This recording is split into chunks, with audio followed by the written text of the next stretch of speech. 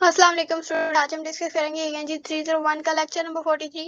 Lecture number 43 में हम thesis writing and presentations को कंटिन्यू करेंगे। सेक्शन पढ़ लेते हैं हम थीसिस के। तो स्टार्टिंग में आता है इंट्रोडक्शन का section. This section is an introduction to the topic and the subject. ये आपके टॉपिक और सब्जेक्ट जो है रिसर्च का, उसका इंट्रोडक्शन होता है। It describes the background to the research. ये रिसर्च का बैकग्राउंड जो है सारा उसके बारे में डिस्क्राइब करता है। ज़्यादातर खसूसी जो है, जो मेजर आइडियाज़ हैं आपकी रिसर्च के, उनके बारे में डिटेल देता है। The introduction explains the reason for doing the research. Research किस वजह से कंडक्ट हो रही है उसकी इंफॉर्मेशन आपने देनी होती है इसमें। Be sure to include the introduction a clear statement of your hypothesis. Hypothesis के स्टेटमेंट को आप लिखना ना भूलें इंट्रोडक्शन के अंदर। हाइपोथेसिस क्या होता है कि एक आपने जो स्पेसिफिक इशू है उसको टेस्ट करना है कि वो आया कि वो स्टेटमेंट ट्रू है या नहीं। ठीक है, तो हाइपोथेसिस की स्टेटमेंट आपने लाजमी इंक्लूड करनी इंट्रोडक्शन में। Statement of the problem. You should clearly state the problem that your thesis is going to address. अब आपने उस प्रॉब्लम को अच्छे से स्टेट करना है, उसके अंदर क्लियरली स्टेट करना है जिस प्रॉब्लम को आप एड्रेस कर रहे हैं अपनी थीसिस के अंदर या जिस पे आप रिसर्च कर रहे हैं। You should also present relevant information about why this is important problem. अब आपने ये सारी उसके रिलेटिव जो भी इंफॉर्मेशन है आपने प्रोवाइड करनी है कि ये प्रॉब्लम किस वजह से इम्पोर्टेंट है। और describe what precisely you tend to show. और आपने ये इसमें आपने डिस्क्राइब करना है कि आप ये प्रॉब्लम किस वजह से सॉल्व करना चाहते हैं। ठीक है, नेक्स्ट सेक्शन आ जाता है बैकग्राउंड एंड नीड का। You should present relevant literature that supports the need for your project. अब आपने जो भी रेलिवेंट लिटरेचर है आपके प्रोजेक्ट के को सपोर्ट करने के लिए, बैकग्राउंड है उसका, वो सारा आपने अच्छे से प्रेजेंट करना है। Research articles, books, educational and government statistics are just a few sources that should be used here. इस सेक्शन में रिसर्च आर्टिकल्स जो होते हैं वो बुक्स और रेलिवेंट बुक्स और जो भी आप स्टेटिक्स यूज कर रहे हैं, ये सच मतलब थोड़े से ये चंद एक सोर्सेज हैं जो आप इसके अंदर इंक्लूड कर सकते हैं बैकग्राउंड के अंदर। देन आ जाता है जी रैशनल। रैशनल क्या होता है? Rationale states why a researcher chooses to focus on the topic. अब रैशनल एक ऐसी स्टेटमेंट होती है, उस रीजन वो रीजन होती है कि जिसकी वजह से रिसर्चर ने एक टॉपिक चूज किया है डिस्कस करने के लिए। ठीक है, तो rational should define the larger problem being investigated. Rational में आपने वो लार्जर प्रॉब्लम जो आपने इन्वेस्टिगेट करने के लिए चूज की है, आप उसको अच्छे से डिफाइन करें। Summarise what is known about the problem. आप समरी लिखें इस बारे में कि प्रॉब्लम के बारे में पहले से क्या क्या चीजें मौजूद हैं। ठीक है, जो जो जो चीजें लोगों के इल्म में है। ठीक है, define the gaps in the knowledge. Knowledge के अंदर जो भी गैप्स है उन्हें डिफाइन करें। And state what needs to be done to address the gap. और ये सारी चीज़ें लिखें कि कौन कौन सी चीज़ों की ज़रूरत पड़ेगी या क्या क्या नीड्स हैं उस गैप को फिल करने के लिए आपको जिन चीज़ों की ज़रूरत है। Purpose of the project. इसमें आपने अपनी स्टडी का मकसद जो है उसे एक्सप्लेन करना है। Explain what you hope the study will accomplish and why you choose to do this particular study. इसमें आपने एक्सप्लेन करना है कि आप क्या उम्मीद रखते हैं कि स्टडी के बाद आप क्या चीज़ अचीव करेंगे और why you choose to do this particular study. और आप ये एक्सप्लेन करें कि आपने इस पर्टिकुलर स्टडी को ही क्यों चूज किया रिसर्च के लिए। ठीक है, देन आ जाता है रिसर्च क्वेश्चंस एंड हाइपोथेसिस। इसमें आपने give the background of above. आपने given the background above, you carefully state the hypothesis that will be tested in your thesis. आपने केयरफुली स्टेट करनी है हाइपोथेसिस की स्टेटमेंट जिसको आपने टेस्ट करना है अपनी रिसर्च के दौरान। The hypothesis is the central question being research. ये मरकजी सवाल होता है जिस पे आपने रिसर्च करनी होती है। It should be expressed in straight forward terms. आपने स्ट्रेट फॉरवर्ड लिखना है। A good hypothesis is comparative, measurable and falsifiable. Hypotheses are usually defined in cause and effect relations. ठीक है, cause and effect relationships में show की जाती है। मतलब फॉर एग्जांपल हमने पिछले सेमेस्टर में पढ़ा होगा इंग्लिश में कि किसी खास चीज़ की अगर कोई वजह है तो उसका कोई इफेक्ट भी होगा। ठीक है, hypothesis is a guide or sign post to the researcher that keeps on the track.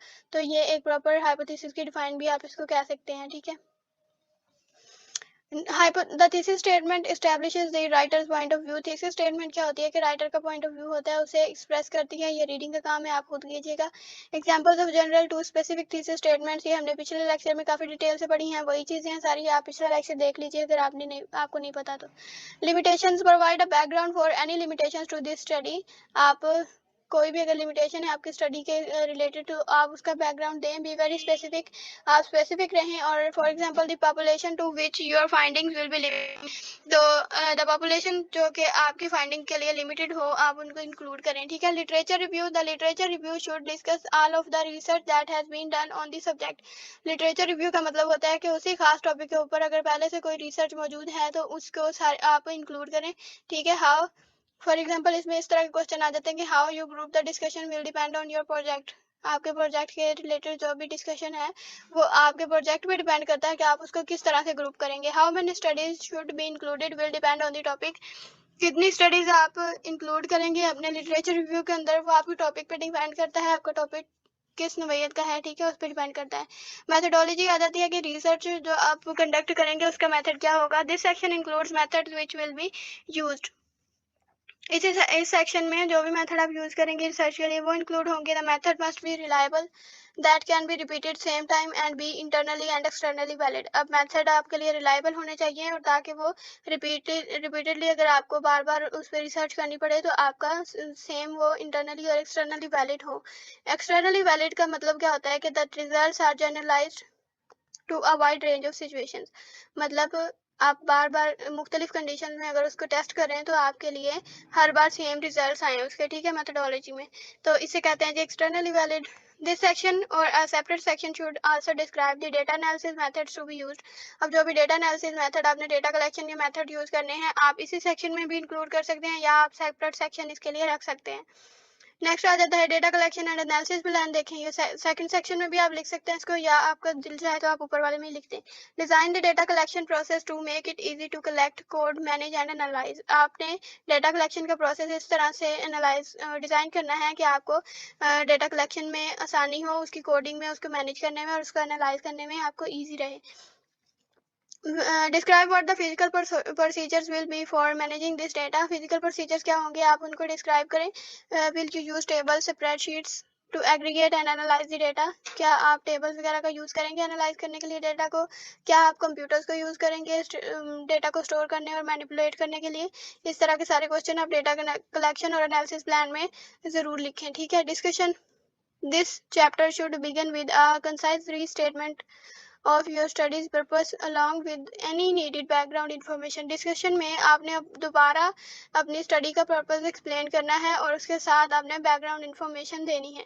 Conclusion section में आप अपने रिजल्ट्स और डिस्कशन को समराइज करें। ठीक है। You should include a list of most important findings of your study in descending order of importance. ठीक है, ऑर्डर ऑफ इम्पोर्टेंस के हिसाब से आपने डिसेंडिंग ऑर्डर में लिखनी है सारी इंपॉर्टेंट फाइंडिंग्स। ठीक है, उसकी लिस्ट बना लेनी है। Bibliography, all pieces of literature refer to should be listed at the end of proposal using the referencing style appropriate to the department। अब आपने सारा लिटरेचर के जो पीसेस आपने जो भी रेफर किए हैं उनको आप एंड में प्रपोजल के लिस्ट करें और जो भी रेफरेंसिंग स्टाइल आपको अप्रोप्रिएट करे और अप्रोप्रिएट लगे अपने डिपार्टमेंट के हिसाब से आप उसके अकॉर्डिंग आप लिख दें उसे। तो यह चीज़ हमारी बाइब्लियोग्राफी में इंक्लूड होती है। अपेंडिसेस में आ जाते हैं। If you have the material that is too long to include in a table.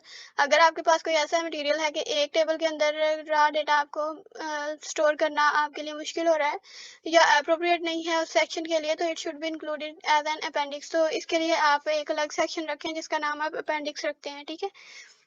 Next में आता है tables and figures. Tables and figures should appear in the text after they are first mentioned. अब text के हिसाब से आपने tables and figures को line wise आपने अलग सेक्शन में रखना है। ठीक है। रॉ डेटा में your raw data should always appear as a part of thesis. आपका रॉ डेटा जो है आपके थीसिस के पार्ट की तरह ही अपीयर होना चाहिए। This should appear as an appendix at the end of your thesis. आपके थीसिस की एंडिंग में ये अपेंडिक्स की तरह अपीयर होना चाहिए। ठीक है। तो जी यहाँ तक था हमारा आज का लेक्चर। उम्मीद करती हूँ लेक्चर पसंद आया होगा। नेक्स्ट लेक्चर तक के लिए अल्लाह हाफिज।